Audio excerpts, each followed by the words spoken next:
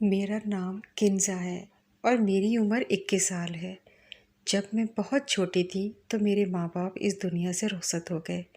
میں اکلوتی ہی تھی۔ میرے چچا نے میری پرورش کا ذمہ لے لیا۔ پہلے پہل تو میرا بہت خیال رکھتے، میری ہر ضرورت پوری کرتے۔ پھر آہستہ آہستہ ان کا پیار میرے لیے کم ہو گیا۔ پھر میں ان کے لیے بوجھ بن گئی۔ میرا اسکول چھوڑا کے مجھ سے چچی سارا دن کام لیتی اور ان کے بچے اسکول جاتے۔ میں پہلے تو بہت روتی، پھر صبر آ گیا۔ میں نے رونا دھونا چھوڑ دیا اور گھر کے کام کرتی سارا دن۔ سب نے مجھے نوکرانی سمجھ لیا۔ میں تو انہیں مفت کی نوکرانی مل گئی تھی۔ پھر ایک دن مجھے پتہ چلا کہ چچا میری شادی کر رہے ہیں۔ میں حیران ہو گئی، چچا میری شادی کیوں کرنا چاہتے ہیں اور میری شادی سے اتنا خوش کیوں ہیں؟ میں تو ان کی مفت کی نوکرانی ہوں، انہیں میری شادی کر کے کیا ملے گا؟ پھر میں خاموش ہو گئی۔ میرا خیال تھا کہ شادی کے بعد میری اس جہنم سے جان چھوٹ جائے گی۔ شادی والے دن جب میرا شوہر کمرے میں داخل ہوا تو نشے میں چور تھا۔ میں تو اسے دیکھ کر ڈر گئی اور خود میں سمٹ گئی۔ جھٹکا تو مجھے تب لگا جب اس نے میرے بالوں سے پکڑ لیا اور مجھے مارنے لگا۔ میں روتی ہوئی اپنے گناہ سوچنے لگی۔ مجھے کس کی سزا مل رہی ہے؟ چچا کے گھر باتوں سے وار کر کے مجھے زخمی کیا جاتا، ذہنی طور پر مجھے مارا جاتا، پر یہاں تو مجھے جسمانی طور پر بھی اذیت دی جانے لگی۔ میں خاموش ہو جاتی اور سوچنے لگتی، آخر چچا نے میری شادی اس شخص سے کیوں کی ہے؟ میں اپنے شوہر کے کپڑے استری کر رہی تھی جب اچانک دروازہ کھول کر کمرے میں آئے اور مجھے بالوں سے پکڑ کر میرے ہاتھ پہ استری رکھ دی۔ میں تو درد سے بلبلا اٹھی۔ میری آنکھوں سے آنسو گرنے لگے۔ وہ غصے میں بولے، یہ رونے والا ڈرامہ میرے سامنے مت کیا کرو، میں تم جیسی عورتوں کو اچھی طرح جانتا ہوں۔ میں حیران ہو گئی، وہ مجھے عورت کہہ رہے تھے اور اس کے کہنے کا مطلب میں نہ سمجھ سکی۔ وہ کیسی عورت؟ مجھے سمجھ رہا ہے، میں ابھی اپنے پر ہوئے ظلم کے بارے میں پوچھنے ہی لگی تھی۔ وہ غصے میں وہاں سے چلا گیا۔ میرے ہاتھ پر سخت جلن ہونے لگی۔ میں اس سے کچھ پوچھنے لگتی، میری ہمت جواب دے جاتی۔ شادی کو اسی طرح کئی سال گزرنے کے بعد بھی میں نے اس شخص کے لبوں پر مسکراہٹ نہ دیکھی۔ مجھے حیرت ہوتی، یہ شخص ایسا کیوں ہے؟ اس سے لڑکیوں سے اتنی نفرت کیوں ہے؟ پر میں کبھی پوچھ ہی نہ سکی۔ جب بھی آتا مار پٹائی کر کے نہ جانے کہاں چلا جاتا اور میں اپنی قسمت کو بیٹھ کے روتی ہی رہتی۔ پھر ایک دن میں رات کے وقت گارڈن میں بیٹھی ہوئی تھی کہ اچانک آ کر مجھ پر چلانے لگا، یہاں کیوں بیٹھی ہو اس رات کے وقت؟ اس وقت کس کا انتظار کر رہی ہو؟ میں تم جیسی عورتوں کو اچھی طرح جانتا ہوں، اور تم آج گلی میں کیوں گئی تھی؟ تم جیسی عورتیں بڑی تیز ہوتی ہیں، لڑکوں کو اپنی ادائیں دکھا کر پھنسا لیتی ہیں۔ مجھے اس کی باتیں سن کر غصہ آنے لگا۔ اس شخص نے عورتوں کے بارے میں اتنی غلط فہمیاں کیوں پال رکھی تھی؟ ہر وقت عورت کی برائی، ہر وقت مجھے برا بھلا کہتا اور میں اس کو دیکھتی ہی رہ جاتی۔ گلے میں آنسوؤں کا پھندا اٹکا ہوا ہوتا۔ وہ مجھے بازو سے پکڑ کے اندر لے آیا اور مجھے بیڈ پر پھینکا اور بری طرح مارنے لگا۔ میرے تو آنسو بھی خشک ہو گئے رو رو کر۔ وہ وہیں آرام و سکون سے سو گیا اور میں اپنے زخم پر مرہم لگانے لگی۔ اس شخص کو بہت سکون ملتا ہے مجھے مار کر، اور میں یہی سوچتی، کیوں اتنی نفرت کرتا ہے یہ شخص؟ پوری رات یوں ہی جاگتے جاگتے گزر گئی۔ نیند تو کوسوں دور تھی۔ صبح ہی صبح طبیعت خراب ہو گئی۔ مجھے لگا رات جاگنے کی وجہ سے خراب ہے۔ میں معمول کے مطابق کام میں لگی رہی۔ رات کے وقت میرا شوہر گھر آیا اور میں نے اس کے آگے کھانا رکھ دیا۔ وہ غصے میں بولا، میں جب بھی گھر آتا ہوں سامنے کھانا رکھ دیتی ہو اور کام نہیں؟ میں کوئی گھر میں کھانا کھانے آتا ہوں؟ وہ غصے میں بولا۔ میں نے پہلی دفعہ ان کے سوال کا جواب دیا، کھانے کے علاوہ مارنے بھی آتے ہیں آپ؟ پر میرے خیال میں یہ نہیں تھا۔ اس شخص کو میری بات پر اتنا غصہ آئے گا؟ اس نے کھانے والی ٹرے صحن کے درمیان ہی میں پھینک دی اور میں ہکا بکا اسے دیکھنے لگی۔ وہ شخص اب میرا حال بگاڑنے والا ہے۔ وہ غصے میں میری طرف قدم بڑھانے لگا۔ میرا سر چکرایا اور میں زمین پر گر گئی۔ اس کے بعد جب میری آنکھ کھلی، میں کمرے میں موجود تھی۔ ڈاکٹر میرے شوہر کو کوئی ہدایت دے رہے تھے۔ ان کا بہت زیادہ خیال رکھنا، اس حالت میں ان کے لیے کوئی بھی ٹینشن ٹھیک نہیں ہے۔ میں سوالیہ نظروں سے اپنے شوہر کو دیکھنے لگی، پر ڈاکٹر نے جو اگلی بات کی، مجھے ساری صورتحال سمجھ آ گئی۔ ڈاکٹر کہہ رہی تھی اگر کوئی ٹینشن دی تو ان کے ساتھ ساتھ ان کے بچے کی جان کو بھی خطرہ ہے۔ ڈاکٹر کی بات سن کر میرے لبوں پر مسکراہٹ آ گئی اور میں اپنے شوہر کو دیکھنے لگی۔ میں نے پہلی دفعہ ان کے چہرے پر غصہ نہیں دیکھا، مگر غصہ نہیں تھا تو مسکراہٹ بھی نہیں تھی۔ بس وہ خاموشی سے ڈاکٹر کی باتیں سن رہے تھے۔ تھوڑی دیر بعد ڈاکٹر چلی گئی تو وہ بھی باہر چلا گیا اور مجھ سے کوئی بات تک نہیں کی۔ میری مسکراہٹ ایک دم سمٹ گئی اور میں بلا وجہ اپنے ہاتھ دیکھنے لگی۔ میرے ہاتھوں کی لکیروں میں شاید کوئی خوشی کی لکیر ہی نہیں تھی۔ میں نے اپنے گرنے والے آنسو صاف کیے اور سوچنے لگی، چچا کے گھر میں اور اس گھر میں کتنا فرق تھا۔ کچھ زیادہ فرق نہیں تھا۔ مجھے یہ جاننا تھا چچا نے میری اس سے شادی کیوں کی۔ جو شخص عورت ذات سے اتنی نفرت کرتا ہے اور اتنی نفرت کیوں کرتا ہے؟ میں پوچھتی بھی کہ تو کس سے پوچھتی؟ کسی کو جانتی تک نہیں تھی۔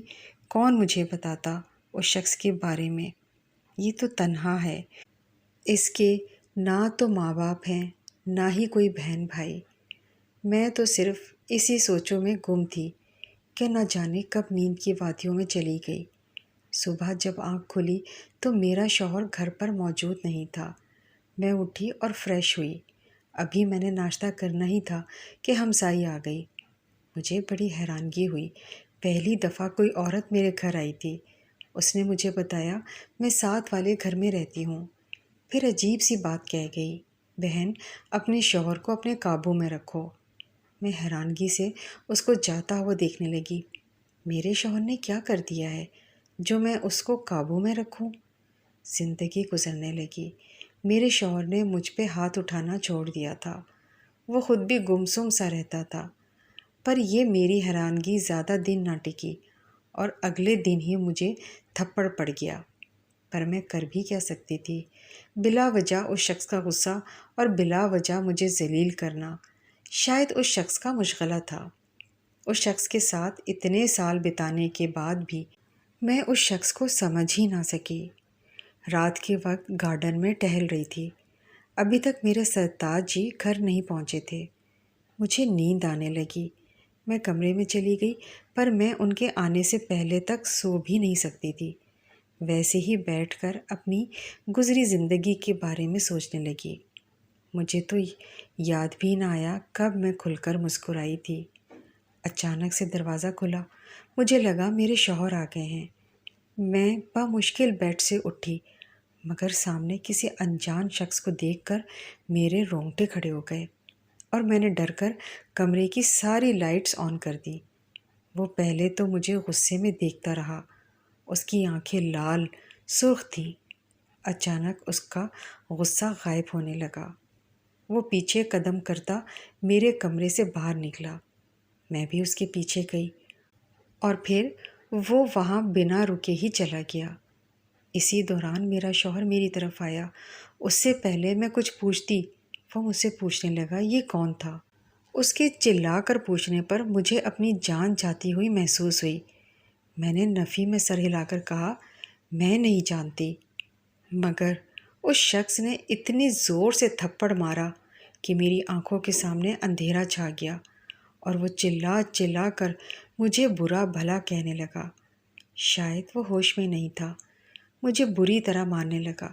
اس نے مجھے بولنے کا موقع ہی نہ دیا اور خود ہی بولتا گیا، تم جیسی لڑکیوں کے نہ جانے کتنے یار ہوتے ہیں اور نہ جانے کس کس سے چکر چلایا ہوگا۔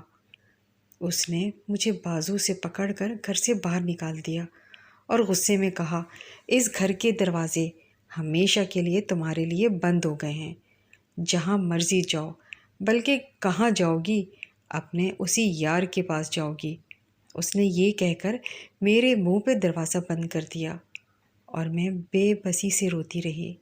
دروازہ کھٹکھٹاتی رہی، پر دروازہ نہ کھلا اور نہ ہی میرے لیے کھلنا تھا۔ میں سڑکوں پہ در بدر پھرنے لگی۔ کہاں جا سکتی تھی؟ چچا کے گھر بھی نہیں جا سکتی تھی، کیونکہ اس گھر میں جانے سے اچھا کہ میں مر جاتی۔ پر میں اپنے ساتھ ساتھ ایک ننھی سی جان کو نہیں مارنا چاہتی تھی۔ پھر ایک رات وہ ننھی سی جان اس دنیا میں آ گئی۔ میں اس کا اور اپنا پیٹ پالنے کے لیے سارا دن لوگوں کے آگے ہاتھ پھیلا کر بھیک مانگتی، لوگوں کی ٹھوکریں کھاتی۔ میرا بیٹا سارا دن روتا اور میں اسے دیکھ کر نہ جانے کس کرب سے گزرتی۔ میں روز جی جی کر مرتی، مجھے اپنی سانسیں بوجھ لگنے لگتی۔ میں اپنے بیٹے کو سینے سے لگائے سڑکوں پر پھرتی اور اس شخص کو بد دعائیں دیتی۔ نہ جانے وہ کون تھا اور کیوں مجھے اس طرح برباد کر گیا تھا۔ مجھے اپنا شوہر یاد آتا، جیسا بھی تھا میں اس کے ساتھ محفوظ تھی۔ ایک چھت کے نیچے رہتی تھی۔ بہت زور کی بارش ہونے لگی، سارے لوگ وہاں سے کہیں نہ کہیں جانے لگے۔ میرا بیٹا سردی سے بری طرح کانپنے لگا۔ میں اسے سینے سے لگائے بارش سے بچانے کی کوشش کر رہی تھی۔ میرے بیٹے کو بخار ہونے لگا۔ میں اس کو چوم رہی تھی کہ اچانک کوئی میرے سامنے آ کر بیٹھ گیا۔ میں نے نگاہیں اٹھا کر سامنے بیٹھے شخص کو نفرت بھری نگاہوں سے دیکھا۔ میرے تو تن بدن میں آگ لگ گئی۔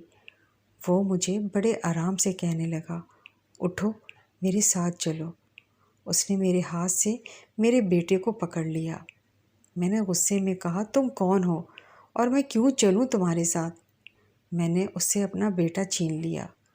بعد میں مجھ سے جھگڑ لینا، تمہارے بیٹے کو بخار ہے، اگر اس کی زندگی چاہتی ہو تو اٹھو، یہاں سے چلو میرے ساتھ۔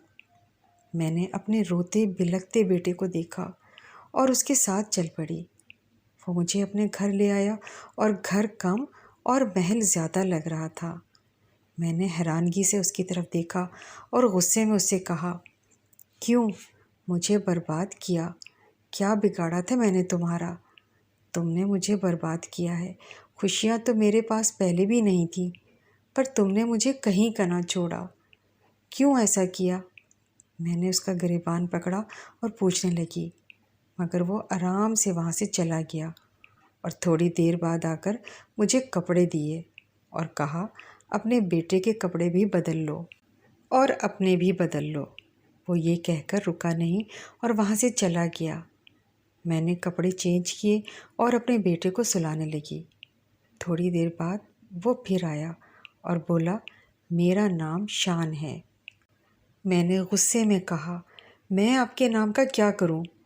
آپ میرے ساتھ آئیں اور میرے شوہر کو بتائیں، ہمارے درمیان ایسا کچھ نہیں ہے۔